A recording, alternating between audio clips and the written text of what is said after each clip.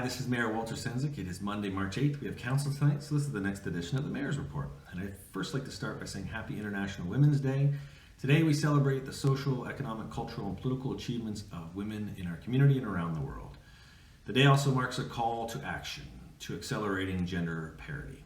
This year's theme for International Women's Day is Choose to Challenge. And we can all choose to challenge and call out gender bias and inequality.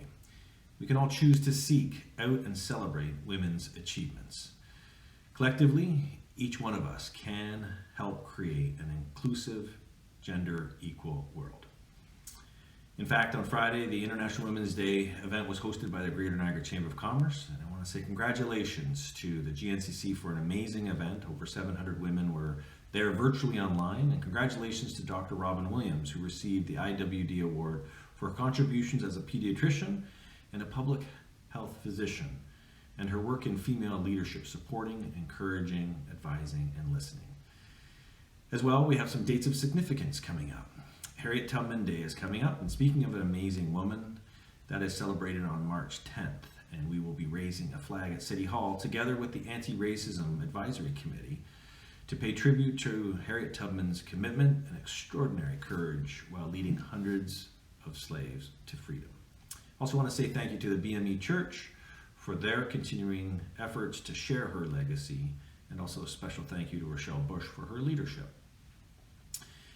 Upcoming this week is also the first anniversary of COVID-19 here in our community, and we would like to acknowledge both our community's journey and what still lays ahead.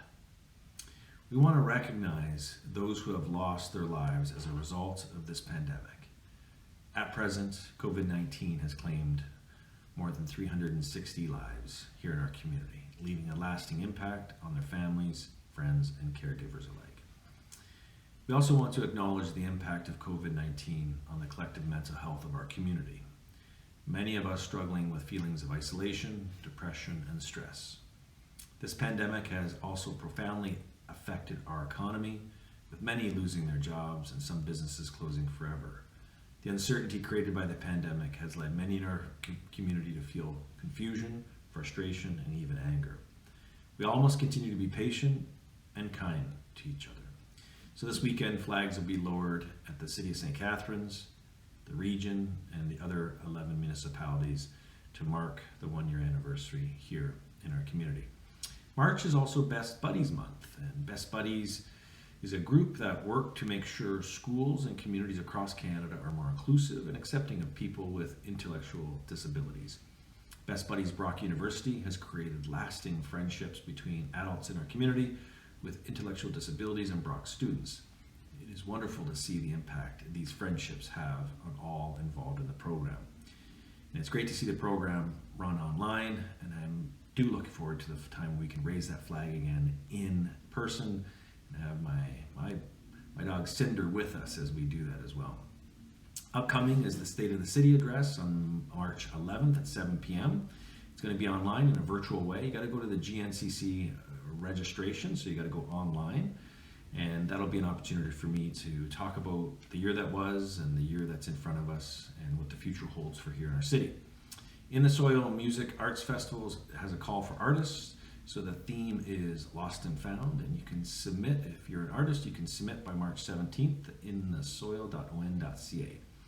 As well, St. Patrick's Day is coming up, and again, this is when many of the places in our community would be gathering places, but this is not the year to do that. And no gatherings in large groups, no large parties, no getting together outside of your bubble. And this is being done to ensure that we can contain what looks to be an increase of the variant in our community. But that doesn't mean that you can't support our community members by ordering takeout, bring it to your own home, and have a piece of that Irish spirit with you as well. So we have beaches as well. We have a beach strategy that's we're undertaking. So if you go to Engage STC, there's a beach strategy looking for information about how to build better beaches. And when it comes to our farmers market, we do have applications for farmers. If you're looking to be in the St. Catharines market, visit the St. Catharines website, look for the farmers market, and there's an application there. And of course, on Thursday morning, I will be on CHCH at 8:40 for my weekly update. And it's a great opportunity to learn what's going on in the city of St. Catharines. So as we see vaccines rolling out in our community, and we see what public health and Niagara Health are doing to keep our community safe, we can see that while we're in the red zone right now, hopefully the numbers will hold and we can continue to move from red to orange to yellow. It's going to take some time. Now is not the time to take the focus off doing what we can to contain the spread of COVID-19 in our community. You've done an amazing job so far, St. Catharines. I'm very proud of you. I'm proud of everybody who has stood up, put their hand up, been a part of what has really been a tremendous community effort here in 2020, 2021. So keep at it. We got council tonight, and there'll be more information after council about what we've been working on. So take care.